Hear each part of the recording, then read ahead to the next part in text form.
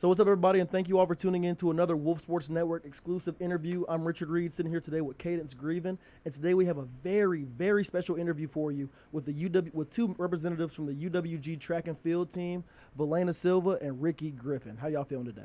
I'm good. I'm a little cold, but excited to be here. So It's cold in here. Yeah, Great. the AC definitely works good in here, so I'm sorry for that. There's really nothing we can do about it. Once it kicks on, it's just on for the day. So, as we're going into this, how's y'all's energy feeling for this indoor season? I'll let Ricky start with this one. I feel like last year wasn't my best season, so moving forward, I'm fired up, ready to go. Good. For you? Honestly, last year I didn't have much of a season. I was in the hospital for a decent chunk of it. Oh, wow. But if anything, going forward, that it gave me motivation. Because I would say I was definitely lacking. I've been running for a long time. So coming into it, it's just like, appreciating the little things, and it's a blessing to be able to run. And so I've been training probably harder than I have since I've been running. So I'm really excited and to see what we put out. If you don't mind me asking, what kind of injury were you dealing with last season? It wasn't more so an injury. It was a spontaneous rupture of an artery in my spleen. Yes. Oh. It actually sadly happened on my birthday. Oh. Yeah, so I had to go to the hospital. They embolized it, kind of fixed it a little bit. I went home for 2 weeks, came back, and I had the same problem. And so they're like, you're at risk for another rupture. They sent me back. They sent me an Emory this time, and they took my whole spleen out. So I have one less organ than everybody. But yeah, so I'm good. But I was definitely out for the season. I have a mean little scar down my stomach. But I took a lot for granted. I mean, I wasn't able to walk, to sit up, hold myself up. So it's like all these things. It's like it's a daily reminder. Like you never know what's coming, and two, I mean, the biggest blessing is the things you take for granted every day. So I'm very happy just to be back and be here. So in trying to bounce back from an injury like that, in what ways have you changed your preparation to kind of blow this season out of the water? Honestly, I think because I'd been running for so long, I was more mentally drained in the aspect of like, oh, I'm sick of this, whatever. But now it's kind of shifted to like, okay, this is a big blessing. And it's my senior year. I'm graduating a year early. And so it's like, I want to go out with a bang. Right. But it's also like just appreciating like, I can run. I can do these things. A lot of people can't. A lot of people have it worse because I was in the ICU. So it's like, people have it way worse off than me. So it's like, who would I be to sit here and, be like, oh, poo-poo this, poo-poo that? Was like, I've been given the ability to come back from that. So yeah, exactly. That's incredible. That's like the perfect mindset to have. I really commend you for that. Thank you. Yeah, I'm trying. It could be really easy for people to be down after having faced all that adversity. Exactly. So the fact that you're still pushing forward and staying positive is really nothing short of incredible. Yeah, thank you. So, Ricky, I got a question for you here. When a lot of people talk about the indoor track and field season, it's always kind of like a negative connotation. They're like, yeah, indoors coming up, da, da, da. Why do you think the indoor season has such a bad rep? Funny enough, it's the air. Like, after running for quite some time and going into year 3, I can honestly say that it's the air. It's very tough. The air? Yeah, it's the air, the atmosphere. It's so hard to breathe. Yeah, it's so hard to I breathe. bet. But after a while, you kind of get used to it, and I actually like indoor now. So it's really cool. The track feels different. The atmosphere is different. It's more intimate, more than outdoor is. So, I mean, it's cool.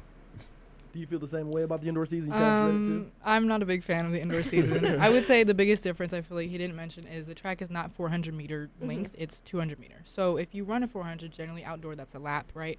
Indoor, it's 2 laps. So mentally, it's a little more difficult. It's like, I got to do 2 laps this time.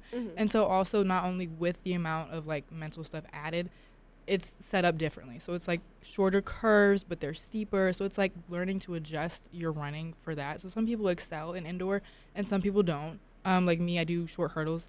Okay. Indoor, it's 5 hurdles, and outdoor, it's 10. And I start picking up my speed on the last hurdle, which is like, indoor, I don't have that many. I'm like, dang it, like I need more. So indoor, it's not bad, but it's definitely, everybody has their different preference for sure. Feel that. So, do you guys have any like personal goals, like you're shooting for this season, or any PRs or anything? I would say if you run track before, times and hurdles. Generally 14, mid 14, touch in 13s maybe, and hurdles for outdoors pretty good. But mentally, it's more difficult. I feel like I've struggled over the years to get over just a mental block of you can. I've been told by coaches like, hey, why don't you do this in the meet? Like I'll train really hard and then I go to the meet and I get so psyched out. I don't perform the way I do at practice. Yeah. And so the goal for this season, I would say, is to mentally get over that block, but also understand like it's my senior year, like I have something to prove. But I would say shooting for mid 14s and stuff for that. Just quite literally getting over the hurdle mentally and physically. Yeah. So that would be the goal for me. This would be my first year actually doing 400 hurdles. So Prayers out to you. yeah. That's But I do want to just see where I'm at in 400 hurdles. As far as my jumps and long jump and triple, I do want to at least go 24 feet and long jump and 48 feet and triple, which is very tough to do. yeah, I was about to say that's kind of crazy. Yeah, but I do feel like I have the capability to do that. And the 400, we're going for like 47, 46. You can do it, but man, Look, I believe in you. We'll be sitting I back do here too. from the studio cheering on y'all every single meet. I'll be at the end of the line with the camera. I'll get the faces. I don't think they want that one. So, Valeyna, a second ago, you kind of mentioned getting over the mental hurdle, no pun intended, when going out there and trying to perform Right. and get what you do in practice to translate over to the meet. What kind of ways can you kind of prepare yourself to get over those hurdles? I think it's all in how you choose to speak about it. I feel like a big part of everything and like life is how you speak of, you speak life into things, Right. And so it's like if I go into this like, oh, I can't do it, it's like, okay, well then I'm not going to do it. You have to visualize yourself doing it. You have to speak it into existence. And a big thing is like my AAU team growing up, they were always like, oh, if you say can't, like we literally couldn't say the word. We had to do 10 push-ups every time we said it. So even when I hear it now, I'm like, like do push-ups like you're not supposed to say it. It's just not good, because it's like, oh, I can't do it. It's like you can or you won't, So it's like, it's just a big impact in how you speak. So I would say just definitely trying to positively speak life into what I'm doing. That's a great mentality. The power of the tongue is real. Like you said, if you say it, you can believe it. You can achieve anything you really put your mind to. Exactly. Now, I played baseball like 90% of my life. And then in high school, I became like extremely superstitious. I would warm up pregame the same way. I'd get dressed in the same order. Me and Cadence kind of talked about this the other day. I wouldn't like step on lines pregame. Like I had to make sure everything went perfect. Do you think it helped or no? No, it No? didn't. and Everybody's different. And that was leading right to the question. Do y'all have any like pre-match superstitions that y'all kind of like swear by? Honestly, I don't think so. I mean, I know a big controversy among track athletes is like, oh, do you wear socks with your spikes? I personally don't unless it's freezing, but some people don't. So like, oh, I have to wear socks. I don't have to wear socks. So it's like mine is maybe I would say not wearing socks. Mine was always like whenever I would get on the field is like I'd put on my left sock first. Oh, Left sock, that's a right good sock, left shoe, right shoe, shin guard. And do you think it made a difference? See, I thought so. And then it just kind of just turned into a thing where even now, like now that I don't play soccer or anything, I always put on my left foot first. So you'll carry that forever. Exactly. It's just, I don't know. I love that. I'll probably say for me, like V said, as far as like the socks and the spikes, I personally, I don't care if it's hot or cold. I'm not putting on socks with my spikes. He has a great story about his spikes the other day. If you What's the story? What's the story? So at hurdle practice, and Coach Dyson, she's gonna laugh when she hear this, but I was having a great practice. It's my first day back, like getting over hurdles, and I was doing good. I got over like 3 of them, 4 of them, and then when I got to the 5th one, I slipped. And my spike, not my spike, but my shoe kind of blew up. It exploded? And I kid you not, in the picture, I wish we had it, his whole foot was through the spike. Like, the spike is on his ankle. The shoe is on his ankle. Oh and my his foot is gosh. through it. Yeah. I'm about to get like, the picture from you after this. So Right? Yeah. Put it in there. Yeah. I thought that was. Yeah, hide the toes. Oh my goodness! It's like, how do you even do that? I've never seen that. I But was going to say, I feel like that's like an anomaly. I know, Just it's to the go first straight time to for the everything. spike. Yeah, those are my favorite spikes too. Like, they had very deep meaning to me because like that was when I got my first PR in college. Yeah. And so I was very upset. So those are like your lucky spikes. Yeah. Yeah. That's kinda. tragic. Maybe your new pair can be like your new opportunities. there we go. Yeah, Because like hopefully. you're still holding on to like the last ones with like them being lucky. Maybe these new ones are like a fresh start. Yeah, exactly. New beginnings, new New PRs, There new we go. records. Exactly. It's like Yeah. it sounds like that might be the new way. I really can't get over the fact that y'all were like raw dogging y'all spikes. It's kinda crazy. But they do smell bad. So in the summer when it Yeah. gets hot, just like I know one of my teammates, he took him out and everybody was like, "Oh my god, like what is that?" And he's like, "Sorry," and he puts his spikes up. I'm like, "Oh wow." Yeah.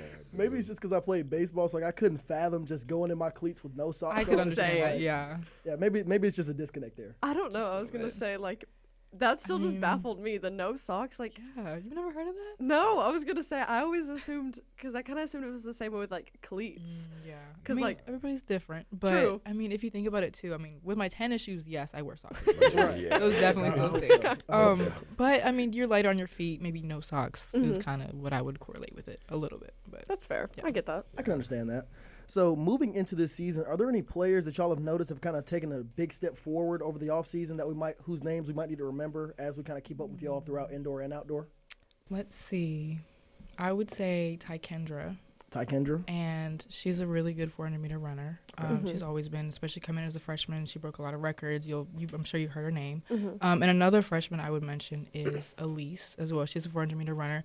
And seeing her at practice, she does a tremendous job. She, keeps it. Usually they'll do reps with the boys sometimes. And if she's not next to them, she's with them or she's in front of them. And I think it's just amazing seeing a freshman come in and work that hard. Wow. And so I'm really excited to see what she does this season. So. I don't have no one specifically, but I will say our entire sprint group, and especially on the men's side, I do feel like everyone came in this year, especially the returners. Right. Like the mindset is different from last year. Sure. I feel like we all we compare on a Division I level, so now we all know what to expect. And we're The ready. D1 mindset's like kicking in Yeah. finally. Stepping into it Yeah. more for sure. So it's like everyone knows their role, everyone knows like what their goals that they want to accomplish, Yeah. and they're doing what's possible, what they can to make that possible. So Yeah, but everybody's definitely working hard. I mean, not just to call out a few people, but we're all putting in the work. We're all showing up. So I'm really excited to see what the whole team does, honestly. Yeah. I'm getting excited just talking about I it. know, now. Me yeah. too. Y'all just mentioned the D1 mindset. You Yeah. said y'all are more so like falling more into that as days go on. What do you really think that D1 mindset is? Like, what is the real shift that y'all are starting to feel around this program? I feel like the hardest thing to understand with that is like not comparing yourself, especially. But it's also just understanding like you're here for a reason. You recruited, you signed. Like it's not like, oh, let's just pick this person just because they're cute or something. Like no, like you're an athlete. You show up, you work hard. So it's like living up to that standard understanding. It's just showing up every day and choosing to be disciplined like that. It's just remembering that to me.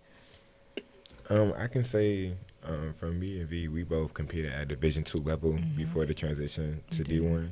So for both of us, last year was pretty much a culture shock. Oh boy, it was. And it makes you think different. Like you have to take care of your body a lot more. The stakes are a little higher. You're going against a lot of different people. Like at first, we were only going against people that's in the southern region, but now, Now it's we go to Texas. Now we're going to Florida. They're talking about maybe Bama. Tech is a usual one, which is fine, but they said they were throwing around UG. I was like, hold on. UGA, Slow they have down. a good group. UGA this and year. Tuscaloosa Hold on. It's Invitational great would be crazy. comp, but it's just also I feel like I advocate for the mental aspect of it a lot. But I mean, as an athlete, comparison is the biggest thief of joy. And especially at that like SEC level, it's like holy cow. But it's like show up, show out, do your thing. So yeah, it's like we're here, we're gonna do our thing. So Yeah, we're excited. I'm very excited for y'all, especially because like I said, this year I feel like the teams like in general are just stepping up and finally being able to feel. Because I feel like Definitely. last year across the board, everybody was like shifting from the D2 to the D1 mindset, and it's good to hear that like we've been able to see some teams, especially like step up, and I'm excited to see what you guys have in store this year, especially because like I feel like everybody's like getting comfortable, able to finally compete and just like understand like what the D1 level like truly means for us. Yeah. So. It's going to be exciting. Now, Ricky, over the course of this interview, you've kind of mentioned like what feels like 10 different events that you compete in. Kind of sounds like you might be kind of Mr. Track and Field here at UWG. So how do you prepare yourself mentally and physically to go out and compete in so many different events? So last year I was a multi I did the decathlon, excuse me. Okay. But I do feel like this year I took a decline in like my events. So the 400, the 800, 400 hurdles, and then long and triple. It sounds like a lot. But Still a lot of events. That still It is sounds a like a lot. lot. it sounds like a lot, but the training, I still do sprint training. Anytime I need to go do a couple miles or something, I'll do that. But my biggest thing is just knowing like what I'm here for and what I'm used to doing. Like I know for jumps, I just gotta make sure I'm more powerful, and I know like I've been doing it since 7th grade, so it's like second nature essentially. And just also the 800. Like, I've been doing that too for a long period of time. So really just staying up to date, staying up to speed with everyone else, and trying to compete. How do you get through like the mental not like the mental battle, but I feel like after like going through like the 400 and the 800, like I feel like you're tired. Like how do you push through that, like mentally or like physically, if that makes sense? Just trusting your training, trusting your coaches, and trusting the reason like why I'm here. Like, I know I'm here to compete. That's what I got recruited for. So Exactly. you know, just knowing like I'm here for a reason, and just staying on top of my mental and praying, of course. Yeah. So, but right before this interview started, we kind of mentioned it's really hard to keep up with the track and field team over the course of the season for one reason or another. I'm not going to sit here and point fingers. So, how do you all feel is the best way for us and other UWG students to stay up to date with what y'all have going on in the world of track and field? I would say, and I work under athletics as well, taking pictures. But the biggest to me is athletics page, UWG Athletics. I just saw they hit 10,000 followers. So hopefully, we'll get more. Right. But I would say whatever they post on there, and then we do have a Twitter account, Instagram account. So I would just say keeping in touch with those, and we post daily whenever we have meets, schedule changes, stuff like that. Usually meet days we'll get, some so-and-so did well, whatever. So that's, to me, the best way to keep up with it. Gotcha. Cool. Yeah, same thing here. Cool. Well, it sounds great. I want to thank you both for taking the time to sit down with us. This has been another Wolf Sports Network exclusive interview. Make sure you subscribe, leave a like so we can make sure we get more of these coming towards you. Leave a comment as well, and follow Ricky and Valeyna on all their social media platforms. And, we'll catch you next time.